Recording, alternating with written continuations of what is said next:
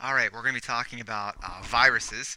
This will be, as you can see in your Level 2 books, Chapter 19, Section 2. And viruses are strange. They do not fit our definition of living things, although a lot of people might think that they do. Um, so let's just kind of get into this and figure out what is good to know and what is probably not so true.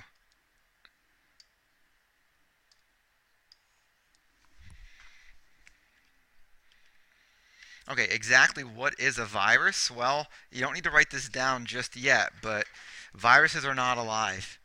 If you remember back to the first week of school, we said that to be a living thing, you have to have the 8 characteristics of living things. Viruses don't have them. You're going to see which ones they don't have as we go through this today. They're not autotrophic or heterotrophic. We'll see why. They have a strange way of utilizing ATP. They're not made of cells. They don't reproduce asexually or sexually. They're kind of put together like a machine would be.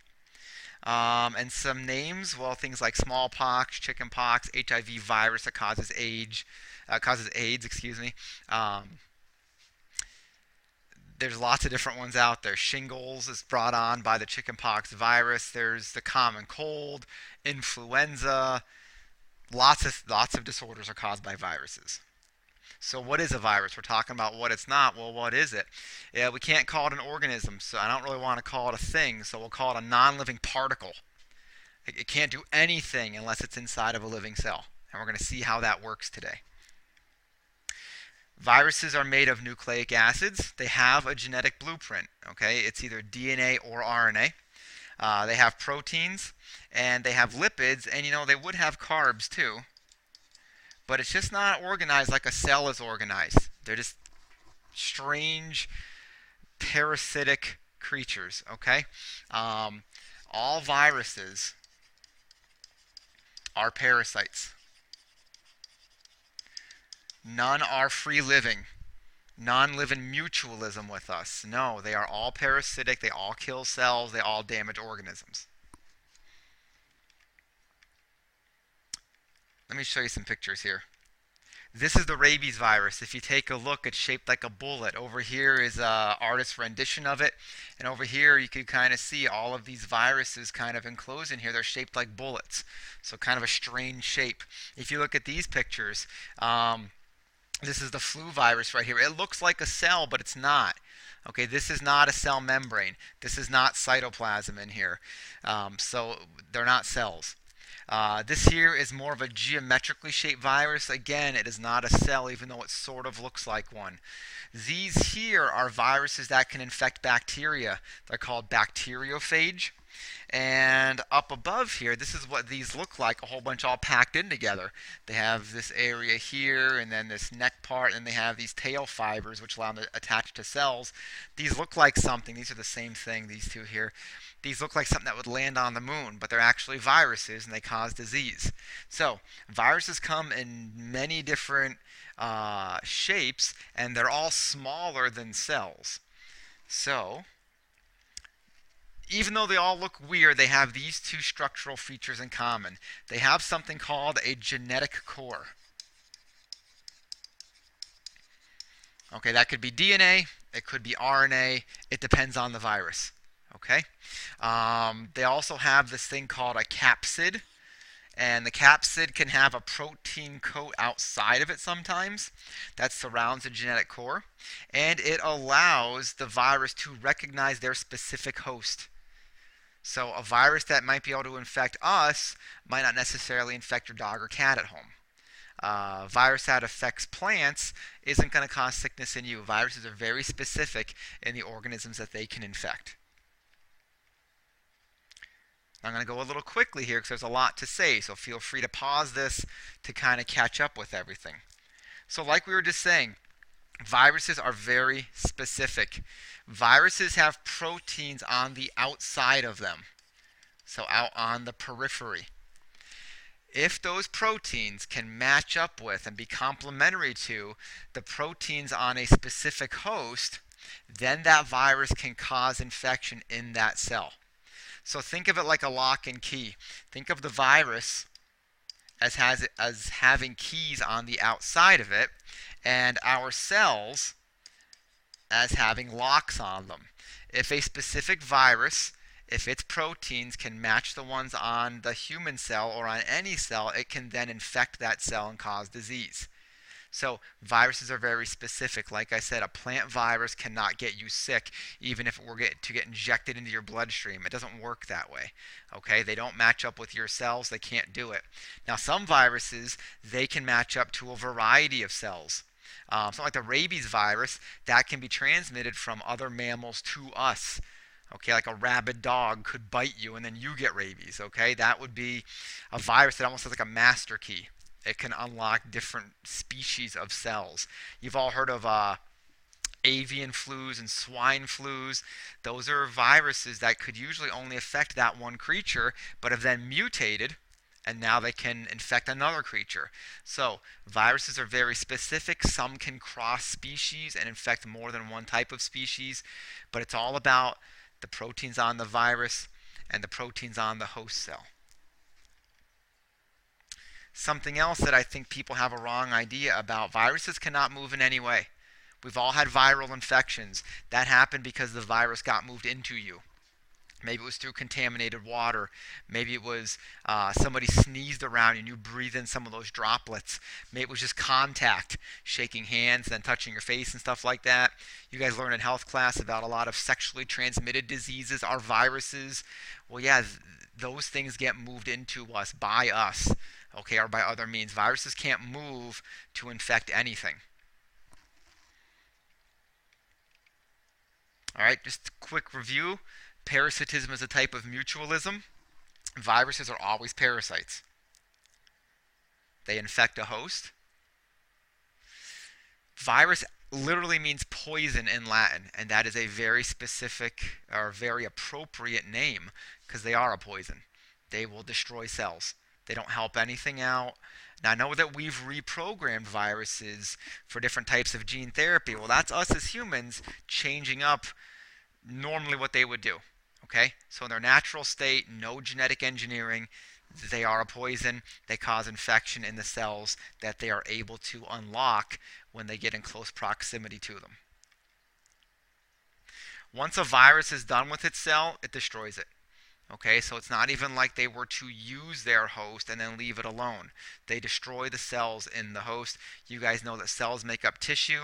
Tissue can make up organs, so if enough cells die, tissues can die, and it could lead to the death of the organism. All right, how do viruses reproduce? I think of this as two different ways. We're going to use the example of viruses that infect bacteria. They're called phage bacteria. They do a lytic style infection or a lysogenic style infection. I think of the lytic infection like a pirate type of infection. Okay, you're going to see what I mean. The lysogenic more so operates like an undercover cop. And I'm going to use this analogy to help you understand this a little bit. So let's focus on this lytic infection, okay? And I do want you to write these down. This pirate style infection, step one, we can call attachment. Here, when the virus gets around the cells, if its proteins match up with the cell's proteins, it can attach, and it will insert its genetic material inside of that host cell.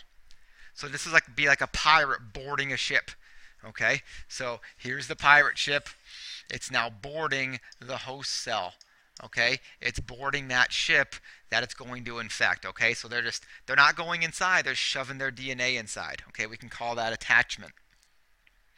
All right, step two, we could call synthesis. This is strange, but the viral DNA, you guys know, has to go through transcription and then translation to get made into proteins. Well, what does all the work? The host cell uses its own ribosomes, its own RNA polymerase to do all the work for the virus. It's like the viral DNA is in there and the host cell can't understand that it's something foreign, so it does transcription and translation to that just like it does to its own stuff, but it's making all these viral parts. Okay, and this is what this is saying. Here, using the host cell energy, yeah, the host is using its own ATP to get the transcription and the translation going. So this is exactly what a pirate would do. A pirate would board this ship, and then the pirate would make the very crew of this ship do all of its dirty work. Okay, carry all the treasure over, make them walk the plank, and yeah, the pirates aren't doing any work. They make the cell or the ship lead to its own demise here, and this is what we're doing. Step 3 we call assembly. The viruses, all those pieces, those proteins, everything just got made. Now they get put together. Okay? This is why the reproduction is not sexual or asexual. They literally get pieced together like some kind of little machine. Okay? Again, using the cell's own energy. Last step. The pirate has raided the ship, has taken everything. Good food, treasure, parts for the ship, weapons. They've taken everything. Now, this no longer has value, so maybe the pirates blow it up. All right, they just shoot it full of holes. The ship sinks. They move on to find another victim. It's exactly what viruses do. This cell literally fills up with assembled viruses. They then make a weak spot in the cell, and the cell membrane or even the cell wall bursts, and these viruses release. If these are in close proximity to another cell, they'll do another infection to that new cell. So this is that lytic infection. I think of it like a pirate style of infection. Okay, here's the whole thing all together. See, they've burst. They get onto another cell, and look at they do another attachment, and then they do a synthesis. Here they do an assembly, a little more assembly here, and then bursting. And this is that lytic cycle.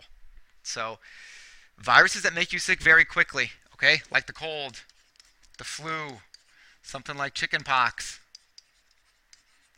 All right, this would all be a lytic style of infection. Maybe not chickenpox. I'll explain that one to you in a minute. But these would be a lytic style of infection. You get very sick very quickly because this is happening in your body. The other type of infection is called a lysogenic infection. Okay? This is very similar, come down here with me, to a lytic style infection. Okay? So what I mean by that is we do the attachment, that step, and then I'll put insertion because the viral DNA gets inserted into the host cell. Now something different happens here. We're not going to go into synthesis and assembly right away. What happens is the viral DNA gets put into the host cell's DNA, almost like a little stowaway. Okay? The host never knows it's there. That viral DNA that's stuck inside the host cell DNA is called a prophage. All right. Every time the host cell reproduces, it reproduces that viral DNA too. So that host is going through the cell cycle, making more cells like it always does, but it also has that viral DNA in every single new daughter cell that gets made. That's why I call this the undercover cop infection. An undercover cop kind of gets into the crime ring and just becomes one of them. They have no idea that that cop is sitting there gathering evidence among them. So our cells are filling up with this viral DNA, not causing us any damage, but it's still there. Scientists think that when the host cell gets stressed, or the host's whole body gets stressed, that's the signal for the virus to pull its DNA out of that host cell DNA, and then it goes into a lytic cycle and starts causing a lot of cell death very quickly.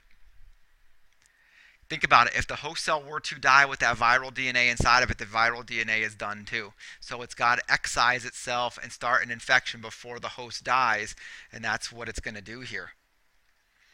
All right. And guys, here's a great picture.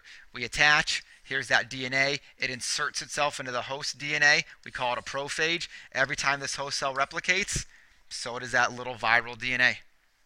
Undercover cop style. This picture looks super busy, but this shows you everything at once, okay? So this would be like getting the flu. All right, here, let's see, we're going to start right here. All right, here we put that viral DNA in there. We then go down to here, and this viral DNA is going to cause some synthesis and some assembly. A little more assembly here, some bursting, and this is why you're sick, is because you're losing so many cells like this, okay? How does your immune system combat this? Your cells can put like a little white flag out. They make a special protein. Your immune system recognizes that and will destroy this whole cell. That's how you get over viral infections, okay? The lysogenic cycle is very similar, but this little DNA here becomes part of the host cell DNA. And then we fill full of DNA. When the cells get stressed, then you go back into a lytic and start blowing up cells, okay? So guys, there you have it. That's viruses. That's what I need you to know. I know it was pretty quick, but rewind it, ask me some questions, all right?